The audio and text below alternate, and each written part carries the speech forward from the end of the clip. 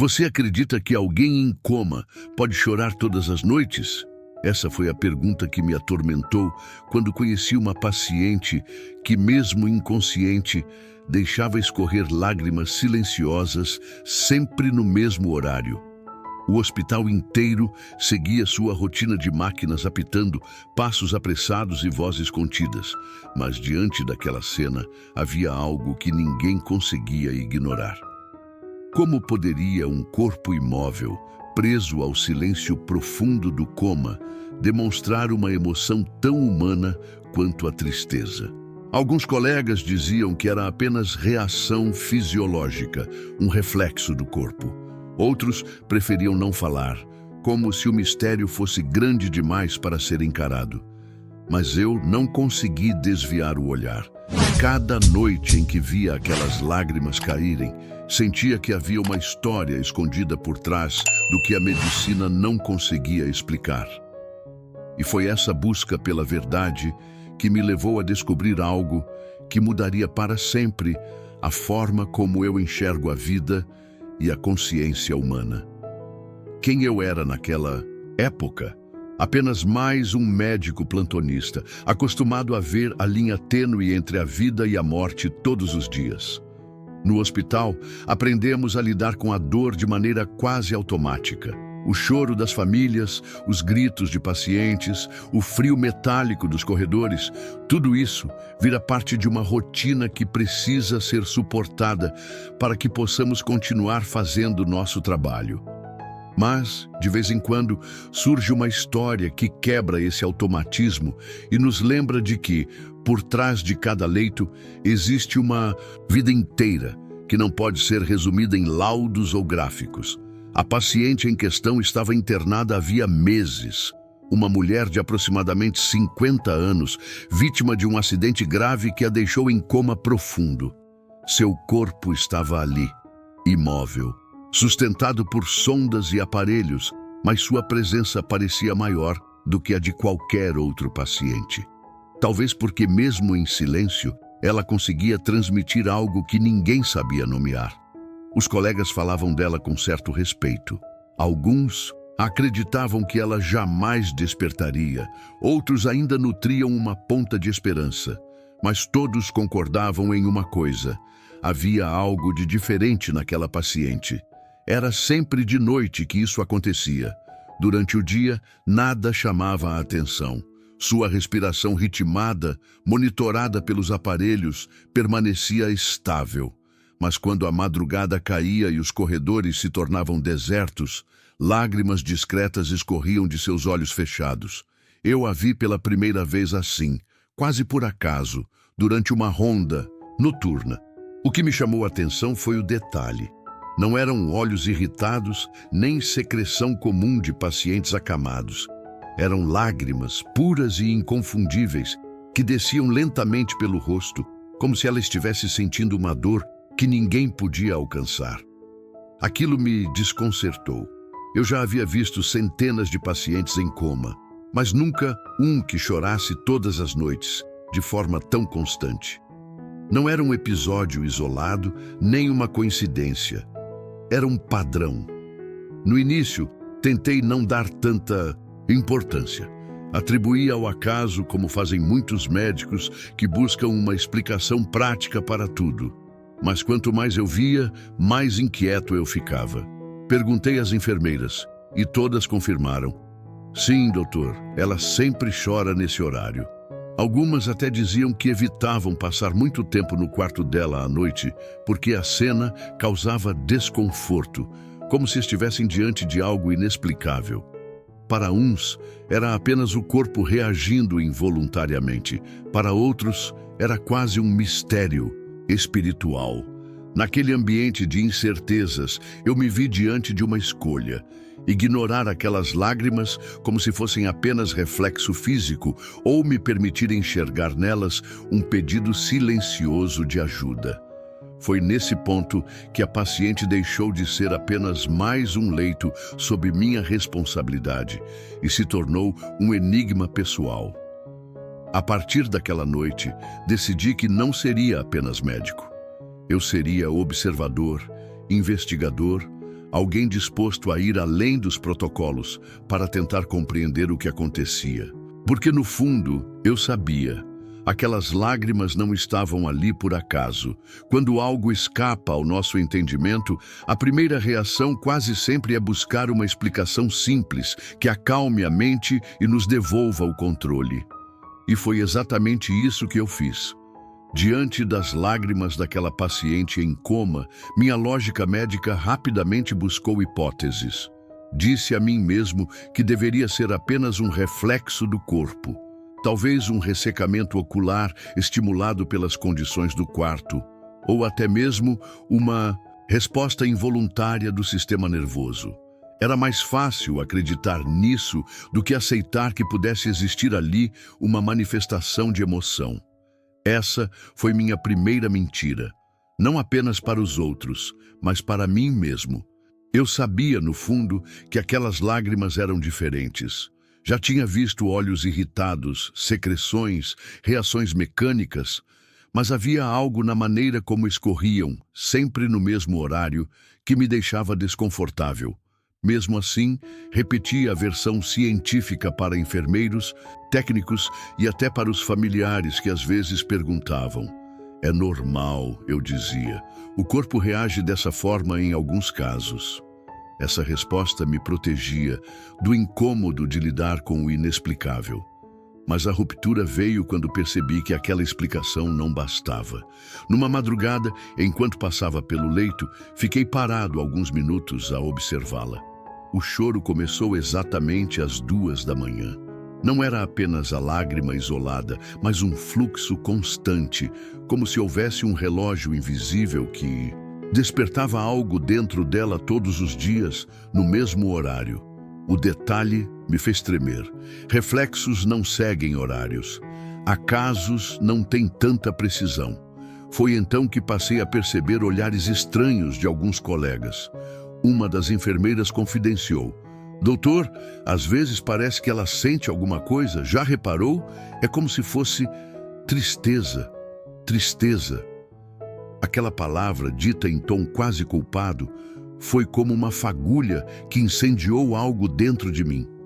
Eu poderia ter rido, desmentido, explicado mais, uma vez que não havia nada de emocional em pacientes em coma. Mas não consegui, porque no fundo eu também já estava pensando a mesma coisa. Esse foi o gatilho. A percepção de que a explicação racional que eu havia criado não sustentava mais a realidade diante dos meus olhos. E quanto mais eu tentava reafirmar a lógica médica, mais o enigma se fortalecia. A mentira que me convencia de que era apenas um reflexo começou a desmoronar. E a ruptura final aconteceu numa noite em que, por acaso, encontrei um dos familiares no corredor. Era a filha da paciente, uma mulher jovem, exausta de tanto esperar por uma melhora que não vinha. Ela me perguntou, com os olhos marejados: "Doutor, minha mãe ainda sente?" Eu respirei fundo, pronto para repetir a versão que já havia dito tantas vezes, mas as palavras não saíram. Pela primeira vez, eu não consegui mentir, porque, enquanto olhava para aquela filha, lembrei das lágrimas que escorriam às 2 da manhã, noite após noite, e percebi que, mesmo que não houvesse um laudo ou estudo que comprovasse, eu já não podia negar. Havia algo acontecendo além do que os exames mostravam. Naquele instante, compreendi que a medicina me oferecia certezas, mas a vida não. E foi aí que comecei a buscar a verdade por trás do mistério. Porque, no fundo, eu sabia. Aquelas lágrimas eram uma linguagem, e eu precisava aprender a decifrá-la. Depois de tantas noites inquieto, eu decidi assumir novamente a postura de médico racional. Talvez fosse uma forma de me proteger do desconforto que aquelas lágrimas me causavam. Voltei aos livros, revisei artigos, conversei com colegas mais experientes. Encontrei explicações técnicas que, pelo menos no papel, pareciam fazer sentido.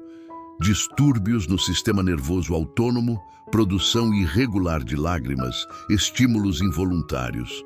Tudo encaixava perfeitamente quando eu lia em voz alta, como se estivesse dando uma aula de fisiologia. Aos poucos, fui me convencendo, ou tentando me convencer, de que o mistério estava solucionado, e essa convicção começou a se espalhar. Passei a repetir para todos: é apenas uma reação do corpo, nada além disso. Era reconfortante acreditar que a ciência tinha resposta para tudo, que não havia nada de espiritual, nada de emocional, apenas biologia. Eu sentia que estava recuperando o controle da situação, como se tivesse vencido o incômodo de lidar com o inexplicável. Os colegas pareciam aliviados com minha explicação. As enfermeiras pararam de comentar sobre o assunto como se aquela explicação fosse suficiente para calar as dúvidas que rondavam os corredores.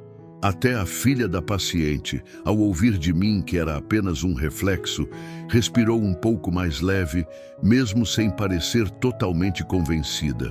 De certa forma, eu também quis acreditar que havia ajudado a confortá-la. Mas a falsa vitória é traiçoeira, porque mesmo que a razão pareça triunfar, o coração encontra formas de desmenti-la, e foi isso que aconteceu. Na noite seguinte, durante minha ronda, encontrei a paciente outra vez. O relógio marcava 2 horas da manhã. O quarto estava silencioso, iluminado apenas pela luz fraca do monitor cardíaco. E lá estavam elas, as lágrimas, escorrendo do mesmo jeito, no mesmo horário, com a mesma intensidade. Senti um frio na espinha. Todas as explicações que eu havia dado, todos os argumentos que eu tinha repetido, desmoronaram diante daquela cena. Porque, se era apenas um reflexo fisiológico, por que acontecia sempre à mesma hora? Por que aquela regularidade? Por que aquela sensação quase palpável de tristeza no ar? Tentei manter a postura firme, mas dentro de mim já sabia. Minha vitória não passava de uma ilusão. Eu havia construído um castelo de certezas em cima de areia movediça. Por fora, continuava repetindo o discurso científico. Por dentro, minha convicção ruía a cada madrugada. Foi nesse período que comecei a mudar minha forma de agir. Ao invés de passar rápido pelo quarto, como fazia antes, comecei a ficar mais tempo ao lado dela. Primeiro, alguns minutos, depois meia hora, até que em certas noites cheguei a passar boa parte da madrugada apenas observando. Não havia movimentos, não havia falas, apenas aquelas lágrimas silenciosas que pareciam gritar algo que eu não conseguia entender. Eu me dizia que estava apenas cumprindo meu papel como médico, monitorando sua condição. Mas no fundo, eu sabia. Estava tentando encontrar algo além do que os exames mostravam. Estava em busca de um sentido. A falsa vitória me ensinou que às vezes é mais fácil se apegar a uma explicação rasa do que encarar o abismo do mistério. Mas naquela altura eu já não podia mais fugir. Eu precisava descobrir a verdade, mesmo que isso significasse confrontar tudo aquilo em que eu acreditava como médico. E foi justamente a partir desse momento que a tensão começou a crescer. Porque quanto mais eu observava, mais sinais surgiam de que aquelas lágrimas escondiam uma história muito maior do que eu poderia imaginar. As noites no hospital sempre foram longas, mas depois que passei a prestar atenção naquela paciente, elas se tornaram diferentes. Era como se eu tivesse desenvolvido um novo relógio interno. Ao chegar perto das 2 da manhã, meu corpo automaticamente me levava até o leito dela. Não importava se havia outras tarefas, se estava exausto ou sobrecarregado. Algo em mim queria estar lá, testemunhar aquele fenômeno repetido, quase ritualístico. E quanto mais eu observava, mais detalhes surgiam. Notei que as lágrimas não vinham de repente. Havia um momento de pausa antes, um intervalo silencioso, como se algo estivesse se preparando dentro dela. O monitor cardíaco registrava pequenas alterações, uma leve aceleração dos batimentos, quase imperceptível, sempre alguns minutos antes das lágrimas começarem. Era sutil, mas suficiente para me convencer de que não se tratava apenas de um processo fisiológico qualquer. Comecei a registrar tudo em anotações paralelas ao prontuário. Não escrevia oficialmente, porque sabia que meus colegas veriam aquilo como devaneio. Mas em meu caderno pessoal, anotava cada horário, cada sinal, cada mínima mudança. Aos poucos, uma rotina se desenhou diante dos meus olhos. Às 2 da manhã, todos os dias, o mesmo ciclo. Foi nesse ponto que a tensão cresceu dentro de mim, porque eu estava entrando em um território perigoso, o de acreditar que algo emocional, talvez até espiritual, pudesse se manifestar em alguém em coma profundo. Para um médico treinado para confiar em dados, isso era quase como uma heresia. Eu lutava contra mim mesmo. Durante o dia, repetia as explicações técnicas, me agarrava à lógica. Mas à noite, diante das lágrimas, minha certeza se desfazia. Algumas enfermeiras começaram a notar minha insistência. Comentavam em tom de brincadeira: "Doutor, parece que o senhor está apaixonado por esse caso." Eu sorria sem responder, mas a verdade é que não era paixão, era obsessão. Eu precisava entender. A tensão aumentou ainda mais quando, certa noite, fiquei sozinho no quarto dela por mais tempo do que o habitual. Enquanto observava as lágrimas escorrerem, senti um peso no ar, uma atmosfera diferente, quase sufocante. Era como se a tristeza dela tivesse preenchido todo o ambiente, me forçando a senti-la também. Não era imaginação. Eu podia jurar que aquela dor, de alguma forma, estava sendo compartilhada comigo. Passei a pensar em hipóteses que nunca havia considerado. Será que a mente dela, mesmo em coma, mantinha alguma consciência do tempo? Será que havia memórias tão enraizadas que continuavam se manifestando mesmo sem acesso ao mundo externo? E, se isso fosse verdade, o que significava chorar sempre no mesmo horário? Eu estava cada vez mais dividido entre dois mundos: o da medicina, com suas explicações racionais, e o do mistério humano que parecia escapar a qualquer tentativa de classificação. Essa divisão começou a afetar meu trabalho. Eu me pegava distraído durante atendimentos, pensando na paciente. Ao chegar em casa, levava comigo a imagem das lágrimas escorrendo, noite após noite. A escalada da tensão não era apenas profissional, mas também pessoal. Eu sentia que, se não descobrisse o motivo daquilo, jamais conseguiria seguir em paz.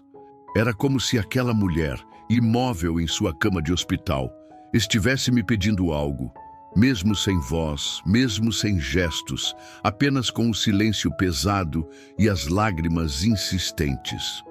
E foi justamente essa obsessão que me levou ao próximo passo. Eu precisava ir além das observações clínicas. Precisava entender quem ela era, que vida havia deixado para trás antes do coma, que histórias poderiam estar presas dentro dela. Porque eu já sabia, sem sombra de dúvida, aquelas lágrimas tinham um motivo, e eu estava decidido a descobrir. Decidir e investigar quem era aquela paciente foi um passo natural, mas arriscado. Na prática, médicos não costumam se envolver além do necessário. Há protocolos, limites, uma distância que supostamente nos protege de carregar para casa o peso de tantas histórias. Mas, no caso dela, eu não consegui manter essa barreira. Eu precisava saber mais, precisava encontrar um fio de sentido para aquelas lágrimas que insistiam em escorrer todas as noites. Comecei pelo básico, revisitei seu prontuário com mais atenção. Li e reli cada detalhe: idade, histórico médico, o acidente que havia provocado o coma. Ela tinha 53 anos. Fora atropelada ao atravessar uma rua à noite. O impacto havia causado um traumatismo craniano grave. Desde então, vivia ligada a aparelhos, sustentando uma vida que parecia suspensa no tempo. O prontuário me dizia quem ela era biologicamente, mas não revelava nada sobre sua história. E foi então que decidi conversar com a família. Não de forma oficial, mas como alguém que precisava compreender, foi a filha quem me contou mais. Uma jovem de 20 e poucos anos, marcada pela exaustão de noites mal dormidas e visitas intermináveis ao hospital. Ela me falou sobre a mãe como se estivesse abrindo um álbum de memórias. Uma mulher alegre, dedicada à família, mas com um hábito peculiar. Todas as noites, sem exceção, ela telefonava para o marido exatamente às 2 da manhã. Ele trabalhava em turnos noturnos, dirigindo o caminhão, e aquele era o momento em que se falavam, mesmo que fosse por alguns minutos. Era como um ritual deles, contou a filha. Minha mãe sempre dizia que, enquanto escutasse a voz dele no meio da noite, conseguia dormir tranquila. Senti um arrepio imediato. 2 da manhã. O mesmo horário em que as lágrimas escorriam em silêncio pelo rosto dela, mesmo agora em coma. Aquela informação mudou tudo dentro de mim. Não era coincidência. Não podia ser. Aquelas lágrimas eram uma resposta a uma ausência. Um relógio interno, talvez emocional, que se mantinha ativo mesmo na inconsciência, lembrando-a de que aquela ligação nunca mais aconteceria. Continuei ouvindo.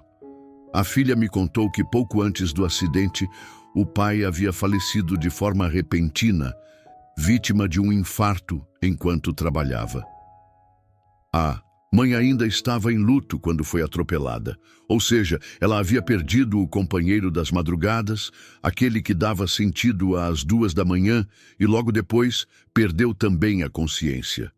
Tudo se encaixou. As lágrimas não eram apenas um reflexo, eram memória. Eram a marca de um hábito tão forte, tão visceral, que nem mesmo o coma conseguiu apagar. A cada madrugada, o corpo dela lembrava a ausência. O relógio interno disparava, mas a voz do marido não estava mais lá para atendê-la. O resultado era um pranto silencioso, preso em um corpo incapaz de falar, mas ainda capaz de sentir.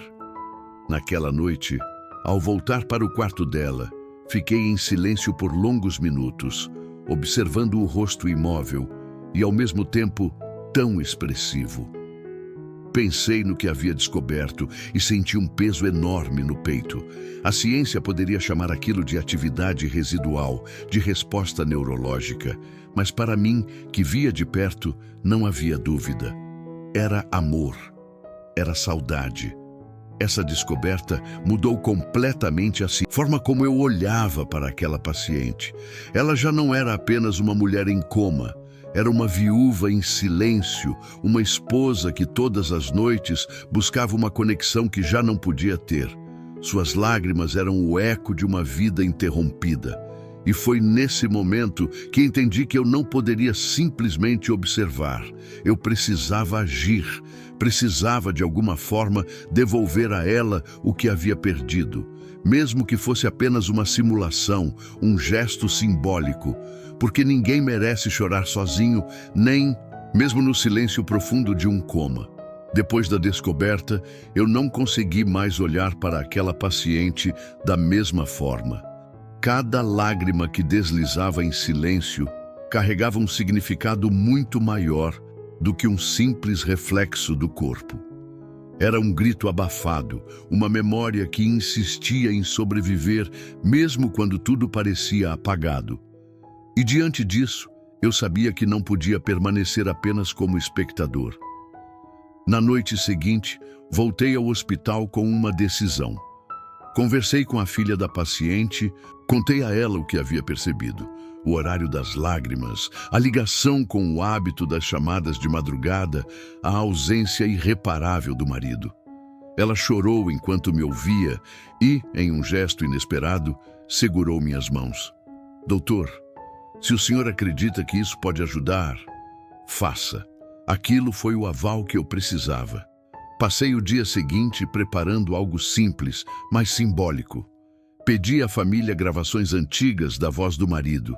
Havia algumas mensagens salvas no celular, pequenos áudios enviados em madrugadas distantes, em que ele dizia coisas banais como cheguei bem ou estou indo descarregar o caminhão. Aquelas palavras que para qualquer outra pessoa soariam comuns, para ela eram um pedaço da vida que perdera. Naquela noite, às 2 da manhã, voltei ao quarto. O ambiente estava silencioso, apenas o som ritmado dos aparelhos preenchia o ar. Segurei o celular em minhas mãos, hesitando por alguns segundos. E então, apertei o play. A voz do marido ecoou pelo quarto. Grave, calma, cotidiana. Oi, cheguei agora. Já ligo de novo. Foi como se o tempo tivesse parado. As lágrimas que já começavam a se formar nos olhos fechados dela cessaram. O monitor cardíaco mostrou uma leve alteração, quase imperceptível, mas que não me passou despercebida. Eu não podia afirmar cientificamente que ela estava reagindo, mas diante daquela cena eu não tinha dúvidas. Ela ouviu. Ela sentiu. Repassei mais alguns áudios, um a um, todos curtos, todos simples. E durante aquele tempo, pela primeira vez desde que a conheci, não vi nenhuma lágrima escorrer. O silêncio do quarto parecia diferente, menos pesado, como se algo tivesse finalmente encontrado repouso. A filha, que havia insistido em estar presente, chorava baixinho ao meu lado. Aproximou-se da mãe, acariciou seu rosto e sussurrou: "A senhora não está sozinha, mãe. Ele ainda está aqui. E nós também estamos." Naquele instante, compreendi que não importa o quão avançada seja a medicina, há coisas que ultrapassam qualquer laudo ou exame. A ciência pode manter um corpo vivo, mas só o amor consegue aquietar uma alma. Não houve milagre. A paciente não acordou naquela noite, nem na semana seguinte. Continuou em coma, ligada aos aparelhos, sustentando a fragilidade da vida. Mas as lágrimas que antes escorriam diariamente às 2 da manhã nunca mais voltaram da mesma forma. De vez em quando, sim, uma gota solitária se formava. Mas aquele pranto ritualístico, insistente, cessou depois que a voz do marido preencheu novamente seu silêncio. Foi um desfecho sutil, sem grandes transformações, mas profundo, porque no fundo não se tratava de curar o corpo, e sim de apaziguar a memória, aliviar uma ausência que se repetia noite após noite. Eu não pude devolver-lhe a consciência, mas de algum modo consegui devolver-lhe um fragmento do vínculo que a sustentava. E essa foi a reconciliação, não entre ciência e milagre, mas entre amor e silêncio, entre a saudade e a presença, entre uma esposa em coma e o eco da voz de quem ela nunca deixou de esperar. A história daquela paciente me transformou mais do que qualquer livro, qualquer congresso ou qualquer plantão, porque diante dela percebi algo que a medicina não ensina em nenhuma sala de aula. O corpo humano não é apenas carne, ossos e impulsos elétricos. Ele é memória, afeto, vínculo. É uma extensão daquilo que vivemos e de quem amamos. Durante muito tempo, eu havia acreditado que um paciente em coma era apenas um organismo em pausa, suspenso entre a vida e a morte. Que não havia consciência, que não havia emoção, que tudo se resumia a batimentos monitorados e funções vitais preservadas artificialmente. Mas aquelas lágrimas me mostraram o contrário. Elas eram a prova silenciosa de que a alma encontra caminhos para se expressar, mesmo quando a boca não fala e os olhos não se abrem. O que descobri é que a vida emocional não desaparece com a perda da consciência. Ela se rearranja, encontra outras formas de existir. No caso dela, a ausência do marido se transformou em um ritual de choro, repetido religiosamente às 2 da manhã. Uma dor que atravessava barreiras neurológicas e se manifestava no único recurso que ainda lhe restava: as lágrimas. Isso me fez refletir sobre quantos pacientes em estado semelhante podem estar gritando de formas que não sabemos ouvir. Quantos sinais interpretamos como respostas fisiológicas, quando na verdade são expressões de sentimentos aprisionados. A ciência tem explicações para quase tudo, mas nem sempre a ciência dá conta do invisível. E o invisível, muitas vezes, é justamente o que define o humano. Eu aprendi que, como médico, não posso me limitar a tratar corpos. Preciso também acolher histórias.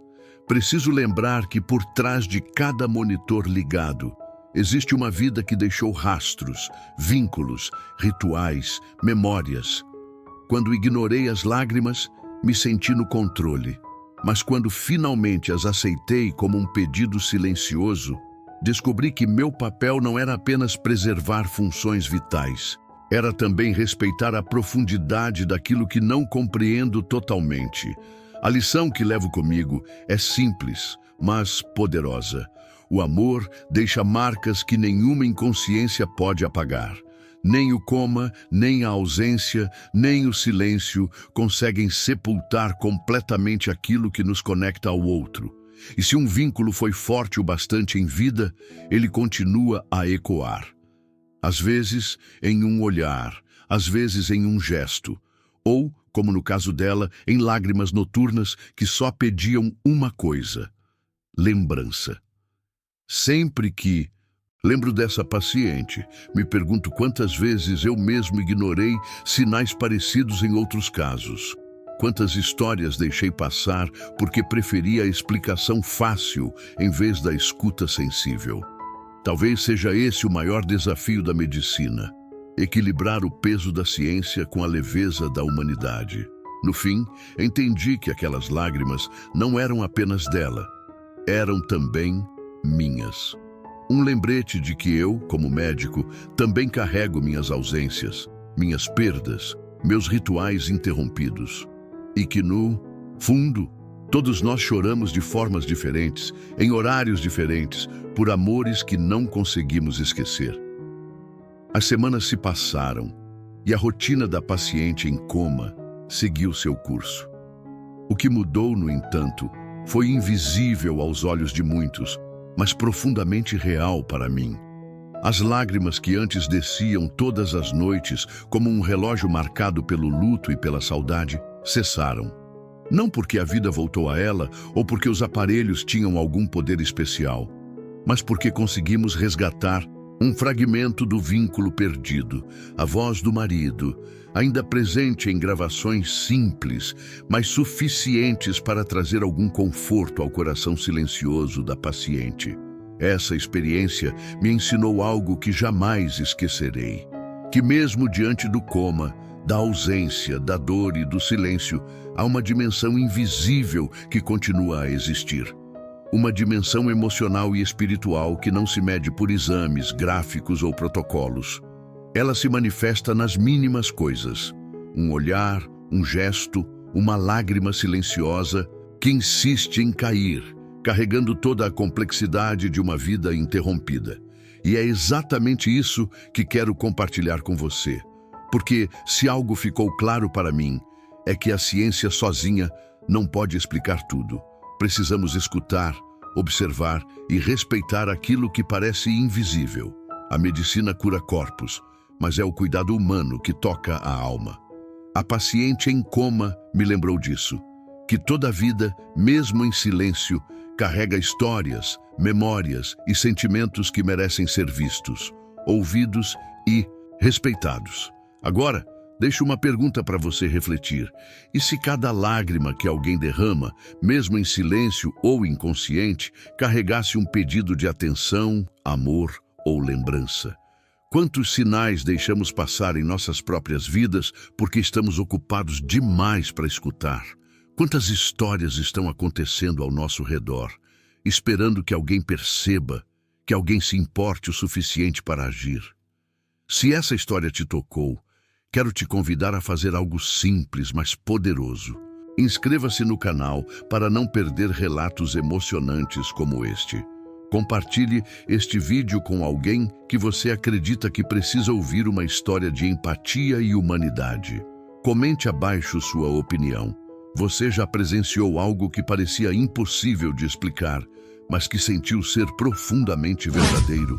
Cada gesto de atenção, cada compartilhamento, cada reflexão ajuda a espalhar a mensagem mais importante que esta história carrega: que a vida humana é feita de vínculos, de memórias e de emoções que resistem até mesmo ao silêncio absoluto, e que nós, como seres conscientes, temos a capacidade de enxergar e honrar essas manifestações invisíveis, mesmo quando a ciência ainda não consegue decifrá-las. Então, sempre que alguém ao seu redor estiver em silêncio, lembre-se, talvez exista mais ali do que você imagina. Talvez uma lágrima silenciosa, um olhar vazio ou um gesto pequeno estejam contando uma história inteira. Histórias como a desta paciente nos lembram de que a empatia e a escuta atenta são tão essenciais quanto qualquer tratamento médico. Não deixe que o silêncio passe despercebido. Inscreva-se, compartilhe e participe da conversa, porque cada vida merece ser vista, mesmo quando ela não pode falar.